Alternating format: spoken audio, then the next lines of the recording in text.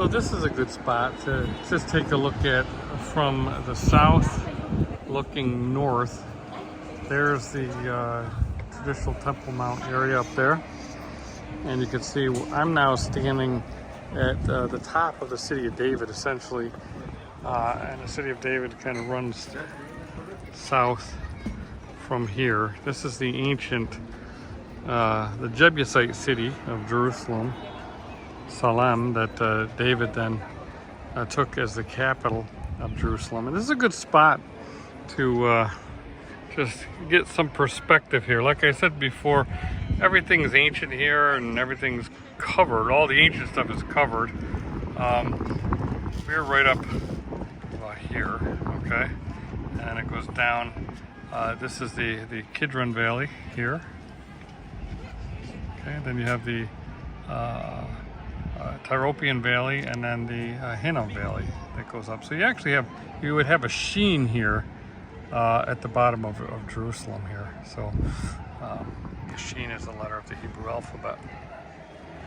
So that gives you a little perspective, and then I'll kind of come over here, and this is a nice overlook location where you can see again the theory that the Temple Mount was kind of right past this palm tree, and it would be like the city of David. You can see David kind of up here looking out at the threshing floor area of Arunah and saying, I want to build a house for Yah. And you know, it was built on a threshing floor, and you wouldn't want to. It's pretty breezy right here.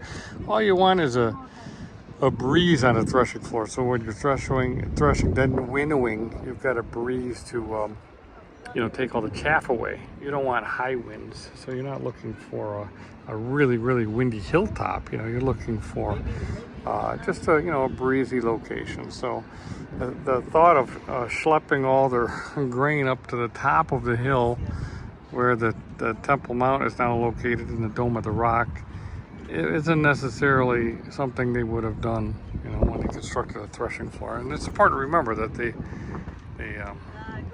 house of Yah was built on a threshing floor. You can see we're in the time of the fruits. There's the pomegranate tree right there. Still got some fruit on it. It's been pretty hot here in Jerusalem. Today is the first day of Sukkot. And it's October 1st on the Gregorian calendar. Pretty hot. Now it's cooled down. You can see it's cloudy, and the cloud cover has created some shade. So right here, there's a nice shot of the Mount of Olives. And you can see up here, that's one Catholic location for the spot where Yeshua ascended. There's another church close by that also claims to be the spot. With many traditions, you have a variety of them. And you'll often have a church built there to commemorate the site. So you can see up there at the Garden of Gethsemane, right there, the Church of All Nations with the gold top there. They have a tradition that the stone inside of there was the stone that Yeshua was on when he sweated blood. So, you know, there's churches all over, and they're all commemorating certain events. And, you know, we don't know if they actually happen there or not, but sometimes you're right in the ballpark, sometimes you're not. So right down there is the Kidron Valley. And below me is the Pool of Siloam.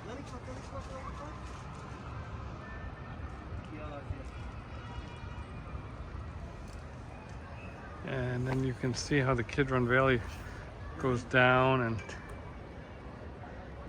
it flows out through wadis all the way down to the Dead Sea. So when it rains, those wadis fill up with water and they rush down to the Dead Sea. But this is all the city of David area here. It's an old Canaanite city. You can see the Canaanite walls. I've done some other videos here, but you can see the old Canaanite walls there that they've dug up. really neglected for the longest time. Didn't even know it was here until they started digging and excavating, and then they realized this is the city of David. This is the what, you know, the scriptures refer to this as Zion, you know, Mount Zion. And so the western hill, which is way over there, you can see the Dormition Abbey there with the blue top. That's on what, you know, in modern day they call Western Hill, but that's the Essene quarter of Jerusalem. And I've done a number of videos showing the Essene Gate and the different significant locations in the Essene quarter there. But this here is Zion, Mount Zion, City of David. So, and this is ground zero for, you know, Israel, the kingdom. Many people don't realize that David started his reign in Hebron. The house of Judah first accepted him and anointed him as king, and he ruled from Hebron. And then when he was anointed by the house of Israel, he then made Jerusalem the capital, brought the Ark of the Covenant to Jerusalem, and made this city his capital. And this was the capital, right here, this location. And then Jerusalem grew from here. You know, it continued to grow and grow and grow to what we see throughout history and even to today. You've got you know, the old city enclosed by a wall, and you've got the new city, you know, just sprawls everywhere. Over here is East Jerusalem. This is all an Arab village. Silwan, and everything basically from the Kidron Valley to the east is East Jerusalem.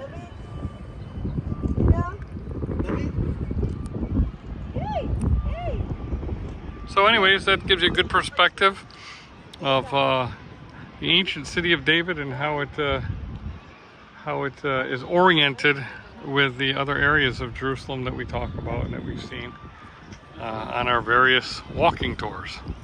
All right, so this is Todd Bennett from up on top of Mount Zion on the first day of Sukkot. So Hag Sukkot to everyone. May you have a joyous, joyous feast of Sukkot.